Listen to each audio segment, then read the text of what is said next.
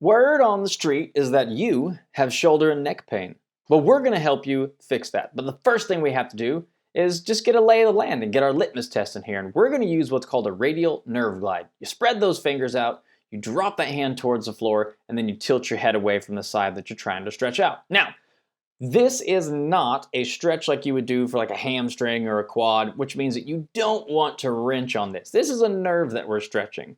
And this isn't the only way to test shoulder and neck pain, but we need something to gauge our progress from now, and then we're going to do this at the end to see if we've made anything better, same, or worse. So spread those fingers out, turn that hand towards the ground, tilt that head away, and then stop tilting your head whenever you feel just a little stimulus.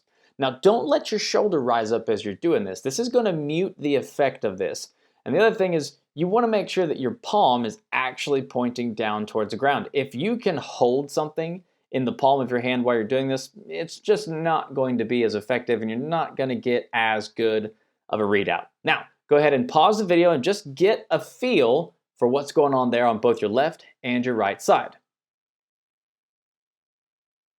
All right, so you've got a lay of the land. Now we're gonna go ahead and start stretching everything out that's too tight. And we're gonna need a lacrosse ball, baseball, golf ball, whatever you have laying around that you can jam between your trap and the wall. And you're gonna put it right there. If you're wearing a t-shirt, it's gonna pretty much be on that seam.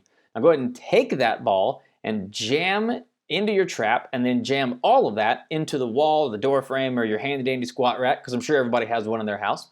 And what you're gonna do is you're gonna make sure that it's elevated off the ground. And you're gonna basically try to put that on the spot on your trap that is the most tight, basically wherever you hold your stress. Now go ahead and wave your arm up and down. Try to touch the palm to the floor, down by your hips, and then above your head, just like you would at the end of a shoulder press. The other thing you can do is you can tilt your head away and just kind of do these yes and no's. Once you go ahead and do 2 minutes on each trap. So go ahead and pause the video, do it. Next up to bat is our tried and true across the body arm stretch. So go ahead and bar that arm that you're trying to stretch with the other arm, and you're gonna basically just try to hug that. You're gonna give yourself a one-arm hug is essentially what we're doing here. So that's all we're trying to do. We're trying to stretch out that whole upper back, the back of your shoulder, and just try to create some more slack in your whole upper body, neck, and trap. Now, you can also, you don't have to have a straight arm while you do this. You can bend that elbow and basically try to give yourself a pat on the back. Nothing wrong with that. Just every time you exhale, try to bring your arm a little bit closer to your throat, like you're trying to give yourself a half Nelson, right? So go ahead and do that for 2 minutes on each arm.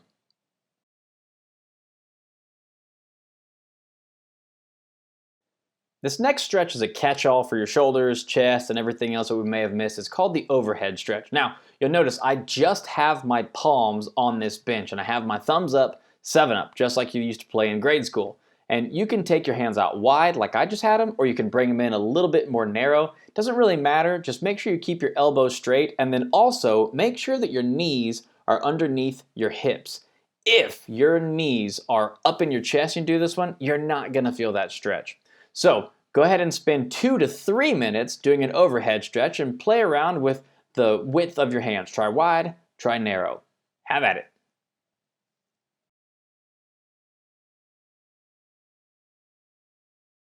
Okay, this last one, if you've ever done yoga, you've probably seen it. These are the cat cows. Now these are great because they're gonna help loosen up your thoracic spine, your T-spine. So what you're gonna do is you're going to arch your back and push your hands into the floor as hard as you can and try to drop your head at the same time. And then try to suck your chest into the floor and raise your head up just to try to help mobilize your whole T-spine. Let's go ahead and pause the video right here and do 2 to 3 minutes for your cat cows.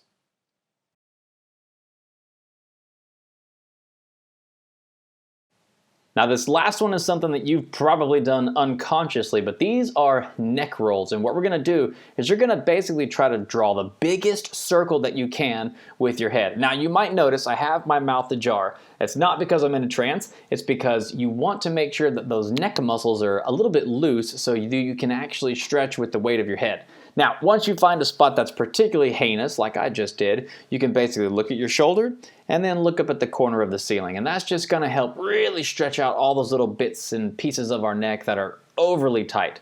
So as you're doing this one, remember, this is your neck that we're dealing with, so don't be herky-jerky and don't move through it too fast. Just take it nice and controlled and spend a little bit more time on those areas that feel a little bit more tight, right? So be sure that you're trying to basically draw the biggest circle that you can with your neck. Leave your mouth just slightly ajar, and I would not recommend doing this in a place where there are a lot of flies. They might fly in. Okay, so go ahead and spend 2 to 3 minutes on each direction doing these neck rolls. Take your time, go nice and controlled, and just try to stretch out everything that we may have missed with those other stretches.